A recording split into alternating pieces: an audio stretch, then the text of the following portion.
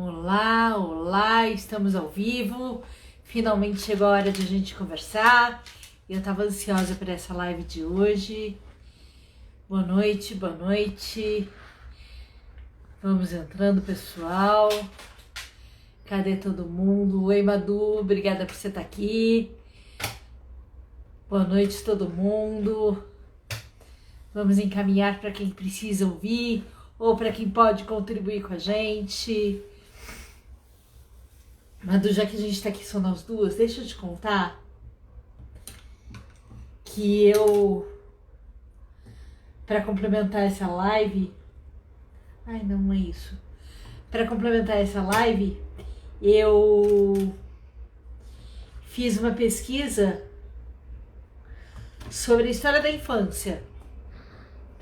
Muito interessante isso, porque primeiro que a gente tem uma infância... Eu sei, não se preocupa. Primeiro que a gente tem uma infância que é cultural, né? No Brasil a gente pensa em infância de um jeito, que é influência da Europa. Os Estados Unidos pensam em infância de outro jeito, a África pensa em infância de outro jeito. Como o Brasil é muito miscigenado, né? E tem muita influência do português, do italiano, né? E até um pouco também dos negros, essa cultura foi se criando de um jeito diferente. Eu achei bem interessante, achei bem legal. Puxa, geralmente entra mais gente esse horário, mas enfim, eu vou começar a falar pra você, tá bom? Diz aí se tá bom, diz que sim, acena aí pra mim se tá bom. Manda um coraçãozinho, tá bom, Madu?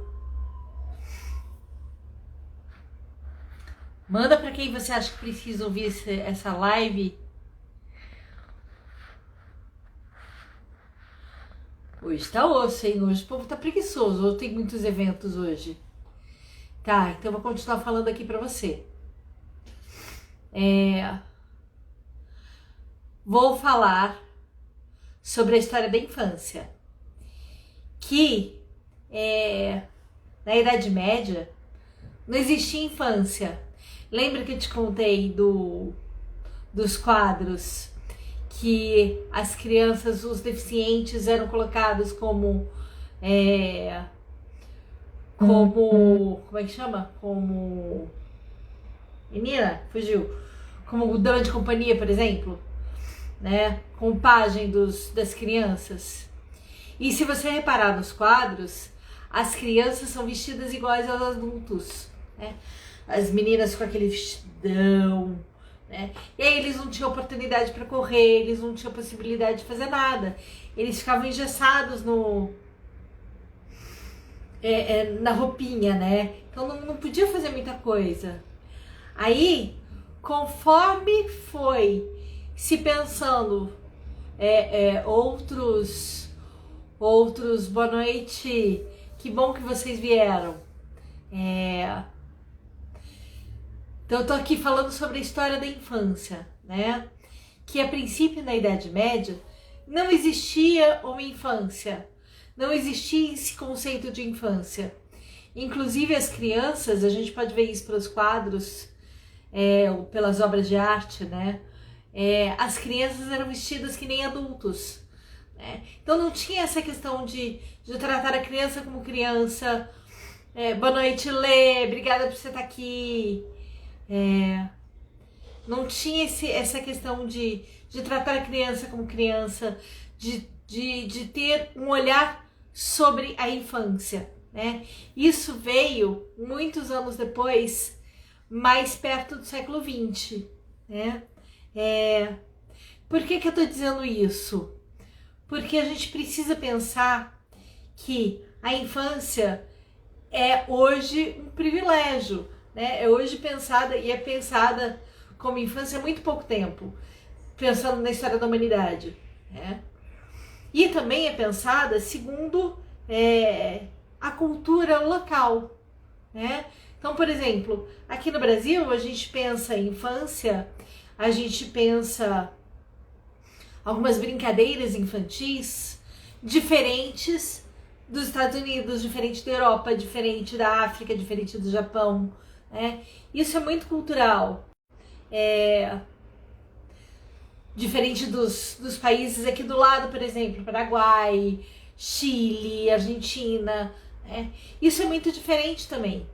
Então a gente precisa olhar para as nossas crianças, né, de uma forma um tanto mais individual, para começar por aí. Segunda coisa todas as crianças falam do mesmo jeito?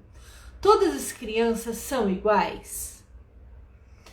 Se eu não sou igual a Letícia, se eu não sou igual a Badu, né? Se eu não sou igual a Ana, se eu não sou igual a Joana, né? Por que as crianças são todas iguais? Né? Então a gente precisa olhar para a individualidade delas, né? Diante dessa individualidade, cada um vai ter um jeito de se expressar, cada um vai ter um jeito de gostar, cada um vai ter um jeito de brincar, né? Tem crianças que preferem brincar mais quietinhas, tem crianças que são mais expansivas, né? Essa é uma outra questão muito difícil de a gente tratar, porque primeiro a gente pede muito, né, para as crianças ficarem quietas. Nem sempre a nossa sociedade tem lugar para criança, né? Quantas vezes a gente vai na casa do colega e fala assim, você se comporta, hein? Né, para os filhos. Ou então a criança vai para a escola e o professor fala, quero todo mundo sentado. Como é que uma criança cheia de energia vai ficar sentada? Ela não quer ficar sentada. Por que eu tô falando da criança ficar sentada, ficar de pé? Porque essa também é uma forma de ela se expressar, né, quem ela é. Conforme eu percebo que essa criança tem mais ou menos energia, conforme eu percebo que essa criança tem mais ou menos desejo de estar no mundo, vamos colocar assim, né? Desejo de brincar fora, desejo de brincar com o corpo, né? Menos eu vou conseguir com que essa criança fique sentadinha dentro da sala, né? Ou fique sentadinha brincando com quebra-cabeça, né? Para eu ter esse tipo de possibilidade com ela, né? Eu preciso que ela primeiro gaste a energia, primeiro ela descarregue toda aquela agitação dela para depois sentar, né? Isso muitas vezes não é um erro, mas é um equívoco que a escola comete ou que os pais cometem, né? Por exemplo, a criança chega em casa depois da escola toda agitada. Porque fiz, porque acontecia, porque isso, porque aconteceu aquilo, blá, blá, blá, blá, blá. E a mãe fala, agora chega, é hora de tomar banho e dormir. Essa criança tá muito agitada. Ela não vai conseguir dormir, né? Você pode colocar todo o chá de camomila possível e imaginário, mas essa criança precisa primeiro gastar essa energia, né? O que eu tô falando? Que também essas formas de ela... essas são formas de ela se expressar, né? Então, olha o que eu já falei. Que a criança tem um jeito de brincar específico, né? As crianças não são iguais. Então, elas têm jeitos específicos de brincar.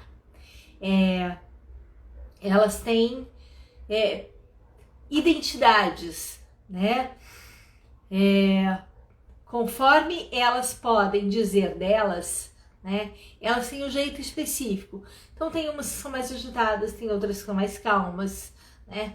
Tem umas que gostam mais de brincar de bola, tem outras que gostam mais de brincar de correr, tem outras que gostam menos de brincar de correr, que preferem atividades mais pacatas, né? Tem crianças que preferem brincar com jogos de tabuleiro, tem crianças que não gostam de jogos de tabuleiro. Cada criança é uma, né? E a gente precisa olhar para essa individualidade. A gente já saiu da Idade Média, né? A gente já saiu do Brasil Colônia, em que as crianças eram cópia dos adultos, né? Em que as crianças eram tratadas para serem civilizadas, né? Então a gente já saiu da Idade Média, já saiu do Brasil Colônia, a gente agora tá numa era ou numa geração em que a gente olha para as crianças como indivíduos, né? Que elas não são condicionáveis, né? Elas não são seres condicionáveis para que a gente possa educá-las para o futuro, né? Elas são pessoas que têm individualidade, que têm um jeito de ser, têm um jeito de se lançar no mundo e que são e potencialidades, né? E que devem ser valorizadas todas essas potencialidades. Elas não são necessariamente cópias dos seus pais, elas não são necessariamente cópia do coletivo, né? Elas são indivíduos, né? Portanto, elas têm individualidade. Na medida em que elas têm individualidade, elas vão expressar, né? Elas vão dizer delas através das brincadeiras, né? E a gente precisa, como adulto, além de respeitar, ouvir essas brincadeiras, né? Vou colocar uma coisa mais cotidiana para poder compreender melhor. Eu, Cíntia, prefiro sempre observar o jeito da criança antes de brincar com ela. Então eu deixo a criança se aproximar de mim para ela me propor brincadeiras. Tenho colegas que elas preferem incitar a criança a birra, a provocações, a incômodos, do que ouvir o jeito que a criança gosta de brincar. Então, o adulto está impondo o desejo dele para a criança. Mas, Cíntia, às vezes é necessário. Sim, às vezes é necessário. Como, por exemplo, uma criança que tem que colocar blusa, né? Ou uma criança que precisa comer. Nesses momentos, sim, é necessário impor um desejo. Mas, se essa criança está com mal-estar, se essa criança está muito agitada, ela está dizendo para você como ela está. Vai adiantar você impor o seu desejo? Você vai criar uma dor de barriga para você, né? Você vai criar um conflito dentro de casa ou dentro da sala de aula, né? É preciso ouvir a criança antes de impor qualquer coisa. Então, vou dar um exemplo aqui mais prático. Estava eu no Hotel Fazenda e cercada de crianças, cada uma pedindo uma coisa diferente, cada uma demandando uma atenção diferente. Neste momento, entra a Cíntia profissional, né? Sai a Cíntia pessoa, entra a Cíntia profissional e começa a brincar com as crianças que tinham mais ou menos a mesma idade, direcionando a brincadeira, né? Sabendo que aquela brincadeira vai interessá-los, né? Sabendo que aquela brincadeira vai entretê-los e vai criar um senso de comunidade, vamos dizer assim, de união, para que eles pudessem brincar juntos e não cada um competir entre si uma atenção. Na medida em que a gente pode trazer para a criança esse conjunto, né? Essa possibilidade de elas brincarem junto, elas vão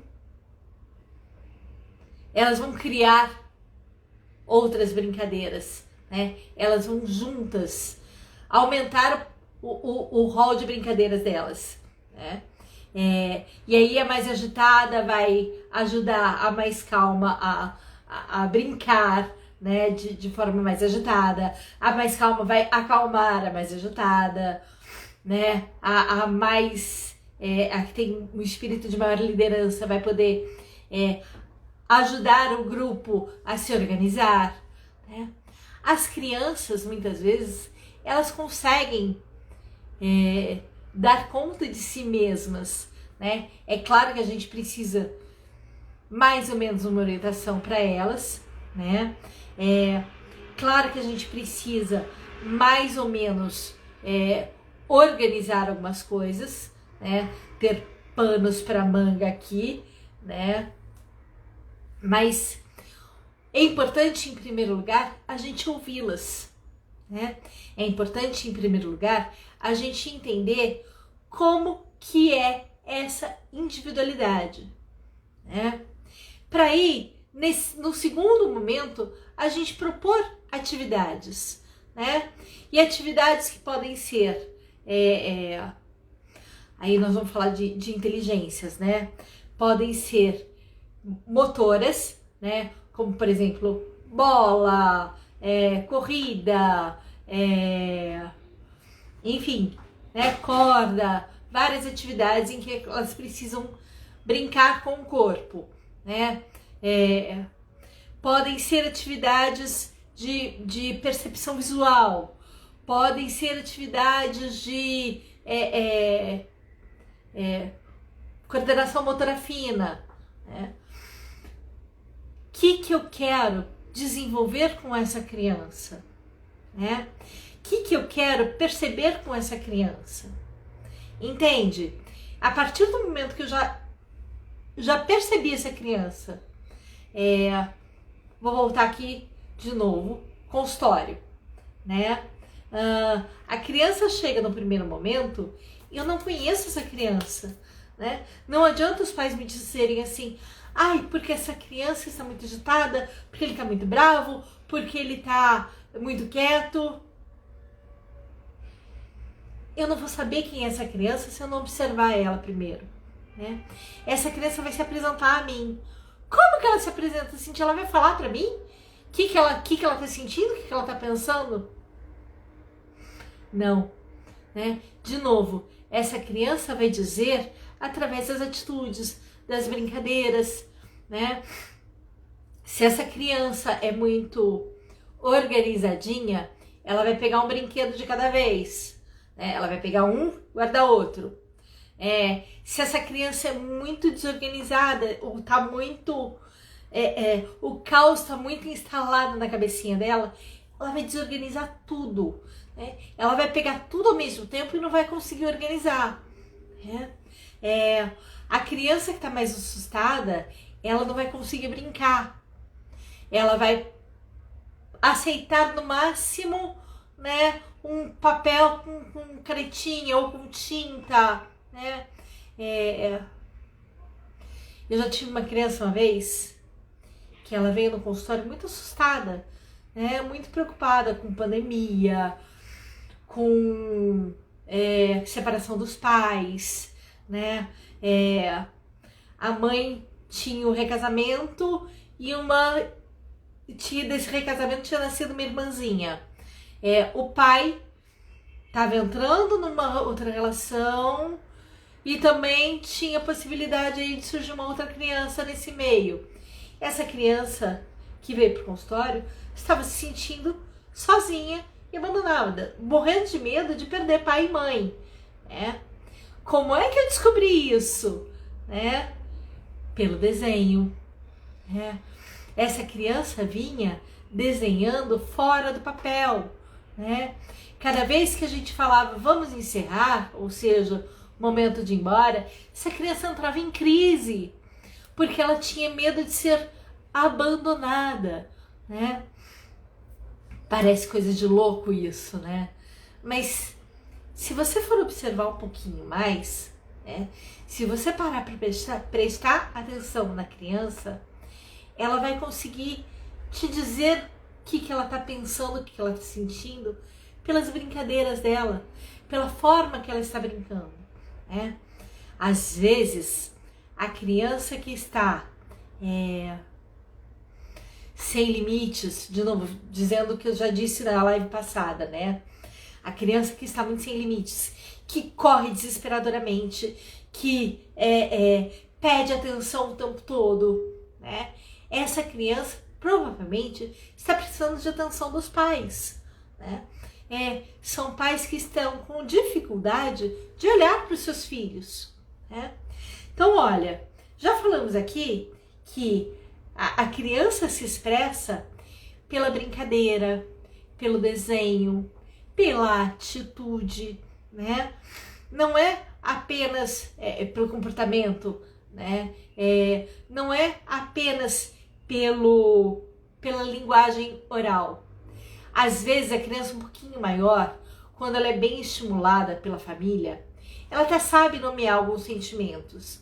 Ela até sabe falar dela algumas vezes, né? Porém, não é a linguagem natural dela, né? Uma cliente hoje de manhã estava me dizendo que o filho dela, de 8 anos, ele consegue dizer para a coleguinha que ele gosta muito, que a coleguinha não manda nele, né? Olha que importante isso. A coleguinha é mais imperativa, né? E ele consegue dizer para a coleguinha, não, nós vamos brincar do jeito melhor para os dois, né? Claro, é uma criança um pouco mais velha, e é uma criança sempre muito estimulada a dizer sentimentos, emoções, né? E relações, né? Bom, para que serve então? Para que eu vou sentar com a criança para brincar, né? Já que a criança tem a linguagem, por que ela não fala? Já que a criança tem a linguagem ou tem formas de se expressar, né? Como é que eu vou entender essa criança? Eu posso dizer assim, simples, você vai observá-la, né? Você vai perceber o que ela está dizendo pela brincadeira, pela atitude. Tá, Cíntia, isso não é simples. Isso é simples porque você está há 21 anos nessa área, né? Tá bom, então vamos voltar. Na medida em que você está percebendo, vou colocar aqui um exemplo. Você tem 3 criancinhas numa roda e você como adulto. Cada criança vem e te pede uma coisa, né? A primeira vem e fala, tia, me olha tia, eu quero brincar disso, tia, eu quero brincar daquilo, tia, eu quero brincar daquilo outro. Então você já está percebendo que essa é uma criança mais ativa, né? Outra criança vem se chegando assim, tia, aí enrola seu cabelo, ô tia, eu posso. Você não conhece as crianças, tá? Então, na medida em que você olha essa criança, você fala, tá, ela é mais tímida, ela tá insegura, ela não sabe como chegar, né? A outra criança vem, fala, tia, ó, eu quero brincar desse, pode? Ou então vem falando, tia, eu quero brincar desse, mas aquele menino não quer brincar daquele. E aí você vai percebendo como é que é cada uma das crianças, né?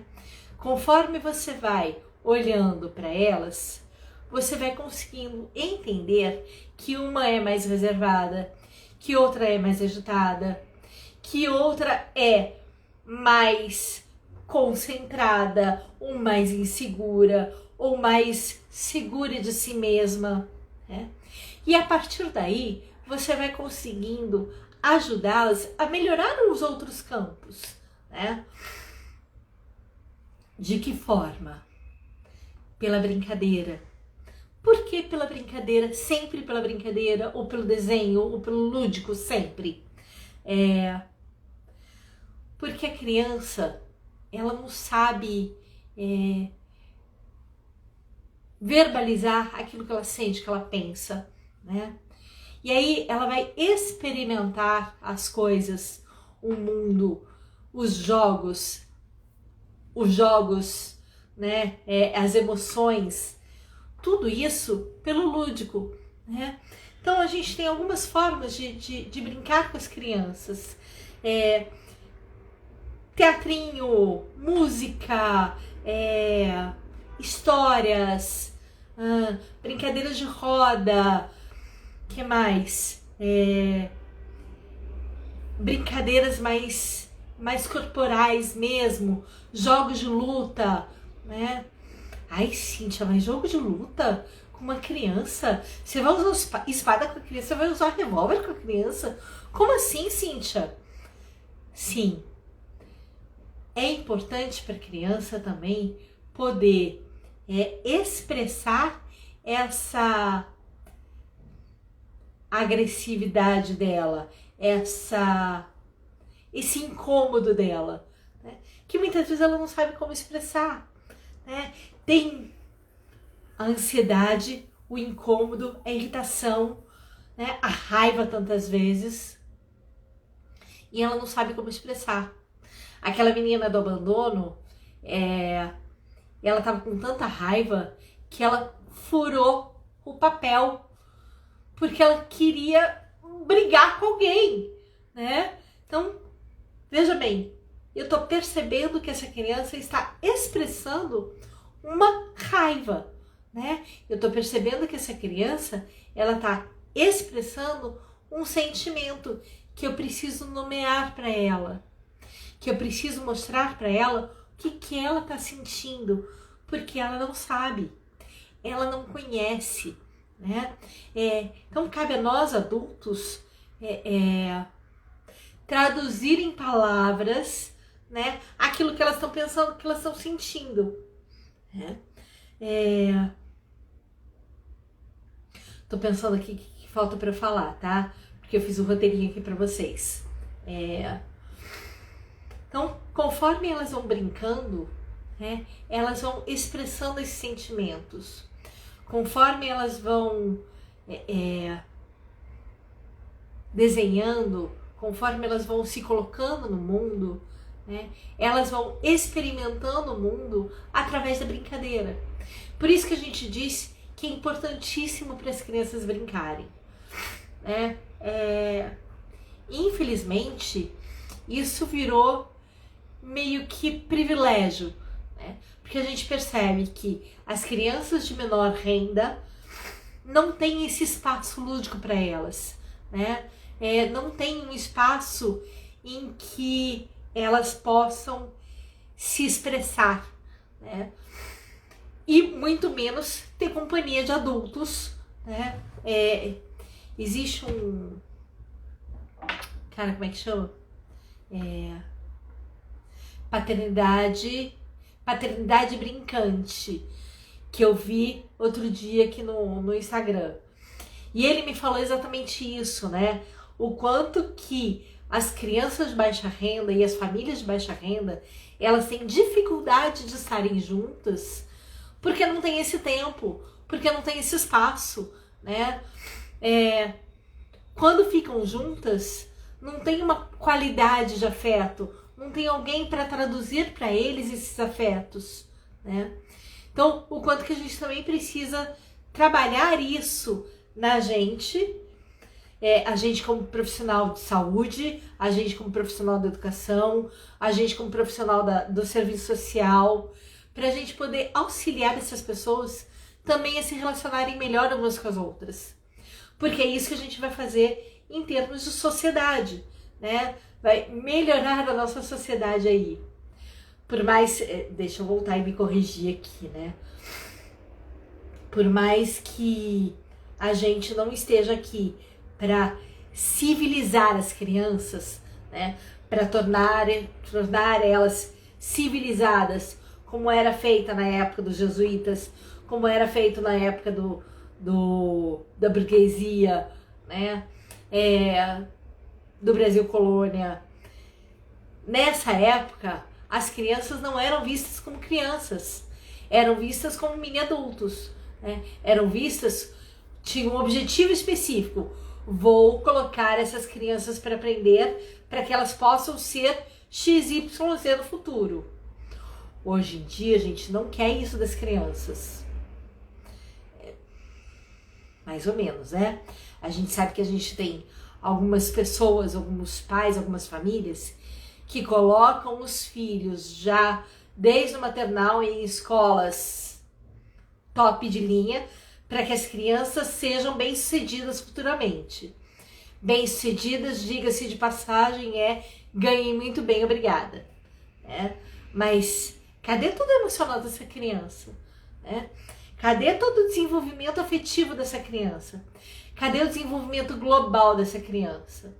Porque eu tô falando aqui hoje da brincadeira, né? Tô aqui hoje falando da importância de se olhar para essa brincadeira, acompanhar essa brincadeira como expressão dessa criança, né? Ou como expressão principal dessa criança, né? Brincadeira, diga-se de brincadeiras tanto corporais, né? Tanto de coordenação motora ampla, quanto de coordenação motora fina, quanto de leitura, quanto de roda, né? Brincadeiras em geral, tá? E valorização dessa individualidade, né? Não é porque eu tenho uma família de médicos que essa criança vai ter que estudar numa excelente escola e ser médico no futuro, né? Então, a gente precisa ajudar as crianças desde cedo, né, a nomearem os seus sentimentos, a entenderem que aquela expressão, aquele jeito de brincar, ou aquele... acho que quem é pai e mãe aqui sabe, né?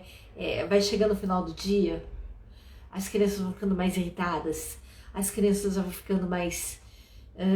brincando de forma mais agressiva, né? Ou ficando mais agitadas, porque elas não querem dormir, né? E a gente, como adulto, a gente já sabe disso. Vou até contar uma historinha aqui pra vocês. Quando eu fui casada lá atrás, meu ex-marido tinha um filho que ficava com a gente. E um belo dia, esse menino tava com muito sono. O menino tinha 4 para 5 anos. Esse menino tava com muito sono e começou a ficar agitado, e começou a ficar chato, e começou a brigar comigo. Eu não sabia mais o que fazer com ele. Tava muito difícil. E num dia que eu estava fazendo faxina em casa, para facilitar bem a vida, né? Eu parei tudo, sentei com ele e fui brincar com ele, né? Fui jogar bola com ele. Claro que o vizinho de baixo reclamou bastante, tá? Mas, enfim, era o que dava para ser naquele momento, né? Fui jogar bola com ele, fui acalmando ele para que ele pudesse sossegar, ir dormir, né? Claro que a nossa vontade como pai, mãe, na hora que a gente tá como professor, que a gente tá com todo mundo, tudo para fazer, é esganar a criança e falar, chega, acabou! Mas a gente não pode fazer assim, né? Então, a gente precisa ajudar a criança a regular as emoções dela, né?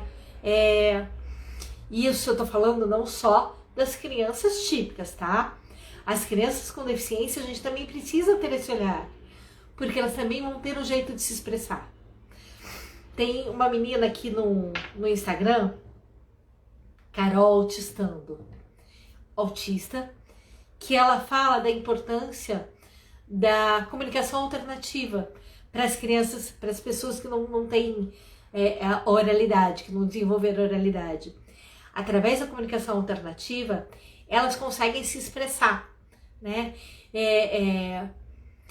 Mas se você for olhar direitinho, muitas vezes o corpo fala, né?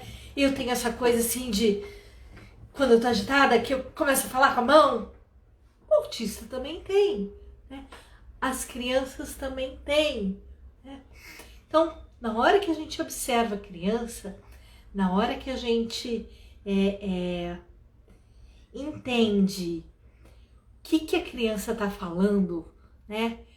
Pelo corpo, pelo desenho, pela brincadeira, pelo horário, né? A gente vai conseguindo também ajudá-las a se regular emocionalmente, né? E E isso vai também ajudando elas a se entenderem melhor, né? Vai também ajudando elas a se regularem sozinha, a terem mais autonomia, né? Afinal de contas, é isso que a gente quer dos nossos filhos, dos nossos alunos, dos nossos pacientes, né? Que eles ganhem autonomia.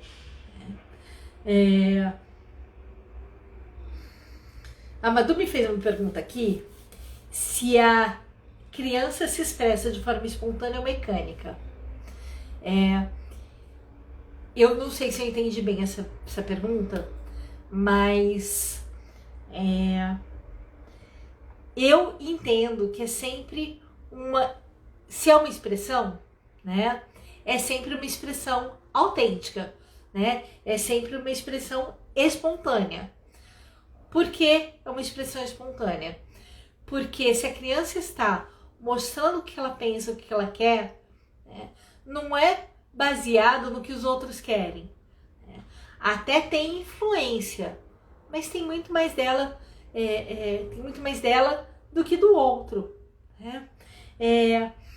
Um mecânico aqui que eu entendo seria assim, quando o outro quer que ela faça alguma coisa, quando ela já está, a expressão é horrível, o nome é horrível, mas é condicionada a fazer determinada coisa. Por mais que tenha condicionamento, né, se você for olhar direitinho, pode ter aí uma expressão, né? Às vezes o roer a unha, eu vou pedir desculpas, mas eu sempre trago exemplos de pessoas com deficiência, porque é minha área, né? Eu tenho muito mais trabalhos com deficiências, né, com pessoas com deficiência, do que trabalhos com crianças típicas. Então eu acabo, né, trazendo mais exemplos de pessoas com deficiência. E eu acho também que as pessoas com deficiência, elas trazem mais expressão autêntica, como a Madu tá perguntando aqui. Eu tive um clientezinho, não, adulto já, que ele, bem regulado em termos de comportamento. Ele tinha toda a expressão, ele falava direitinho, bonitinho, se comportava, mas ele tinha as unhas todas roídas. Ele tinha o dedo aqui de dentro, essa parte de dentro do dedão, toda comida. Porque isso era a ansiedade e frustração dele, que ele não sabia expressar, que ele tantas vezes não podia expressar, né? Então, na medida em que você dá a oportunidade para a pessoa se expressar, né, seja pelo lúdico, seja pela fala, né, ela vai conseguir melhorar esses sintomas, né? E vai sair do mecânico.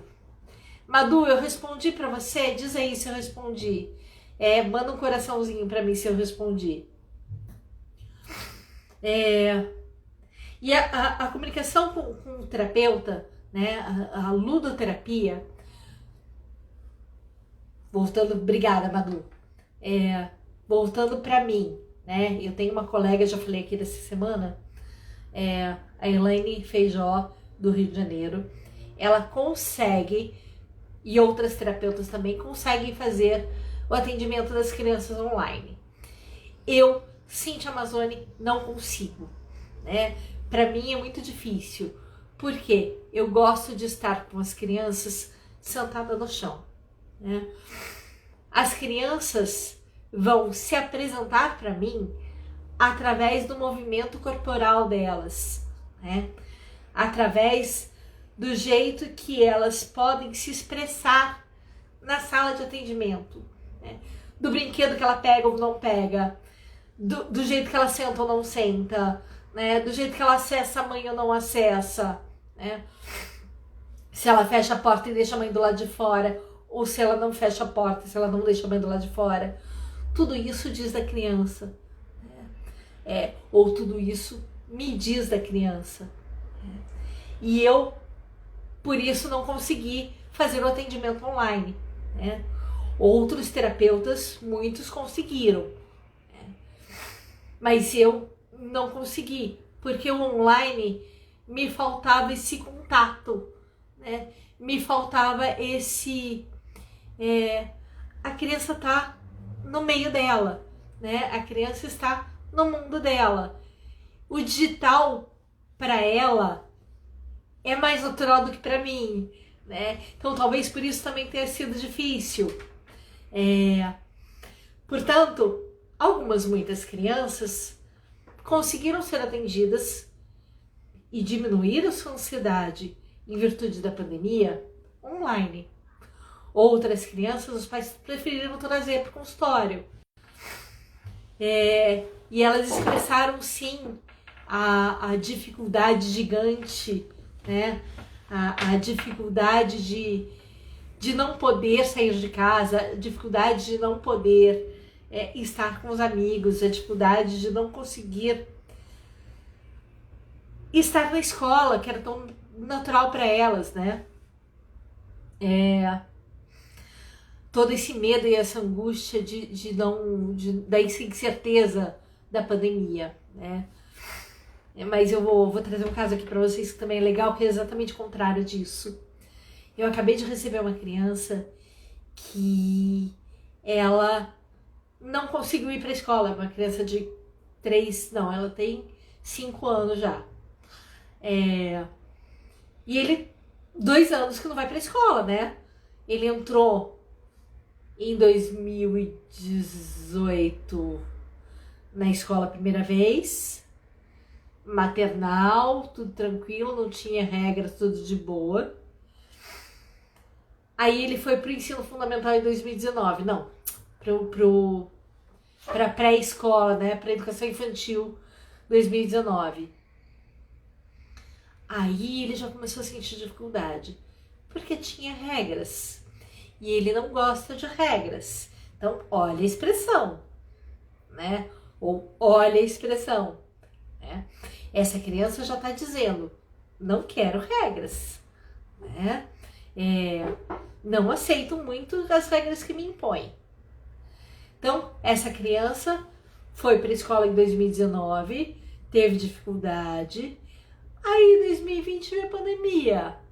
Caramba, coitadinho! Aí ele saiu da escola, né? Aula online para ele não funcionou.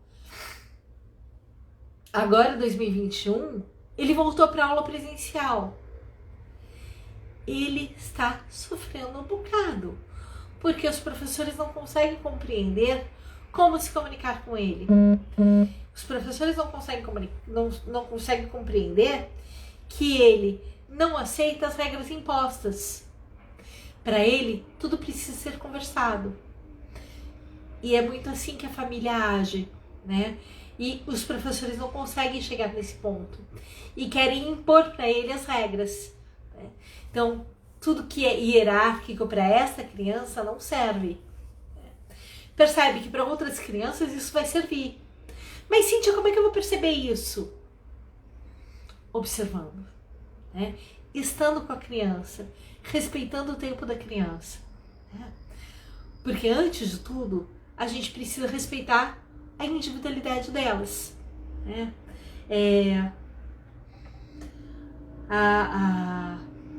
A Madu me fez outra pergunta aqui, que é como funciona o lúdico, ou como que o Vygotsky e o Piaget, que são 2 autores que pensam a infância, ou que pensavam a infância, ou pensavam o desenvolvimento infantil, também falam sobre a ludicidade, né? Eles falam, todos os 2 eles falam sobre a importância de você ter estímulos no meio, né? O que são estímulos? Se a criança fica acorrentada no pé da cama o dia inteiro, ou só na frente da TV o dia inteiro, que possibilidades que ela vai ter aí, né? Que curiosidades ela vai ter aí? Não vai ter como explorar esse mundo, concorda? Então, a gente se desenvolve a partir dos estímulos, a gente se desenvolve a partir do meio, né? Ambos pensam isso. O Vygotsky, um pouquinho diferente do Piaget, o Piaget diz, o meio influencia a criança, né? E o Vygotsky diz, a interação com a criança que vai se desenvolver, né? Não é o meio ou a criança, né? É a interação. Só por alto aqui. Se vocês quiserem depois, dá uma olhadinha aqui no Instagram, que eu tenho os vídeos sobre Piaget e Vygotsky, que explicando um pouquinho melhor, né? Isso para dizer assim, se a gente conseguir observar a criança, dar um passo atrás, né? Observar, deixar a criança falar, né? Deixar a criança mostrar o que veio e depois ajudá-la a entender o que está rolando, né? Vai facilitar para a gente, para a criança, né? Então, a criança muito agitada, você já entendeu que ela é muito agitada, que não vai adiantar você sentar no chão e querer brincar de quebra-cabeça com ela, né? Então, ela tá dizendo para você, eu sou agitada, eu sou ansiosa, eu preciso trabalhar a minha ansiedade, eu preciso XYZ, né? Ou a criança é muito insegura, a criança tem medo de tudo, eu preciso trabalhar essa minha insegurança, eu preciso trabalhar esse medo. De que forma eu vou trabalhar esse medo com a criança? Mostrando para ela, desenhando com ela, mostrando para ela que ela tem potenciais, né? Mostrando para ela que ela consegue vencer no jogo, que ela consegue desenhar bem, que ela consegue desempenhar as atividades dela com sucesso, né?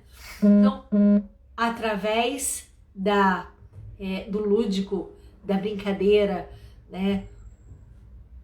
Eu amo essa parte do sentar junto com a criança e brincar com a criança, que ela vai poder se desenvolver emocionalmente, intelectualmente e fisicamente, ou seja, global, de forma adequada. Gente, tô aqui há 1 hora falando com vocês. Queria saber se vocês gostaram, se vocês têm perguntas, o que mais que vocês gostariam de saber sobre isso.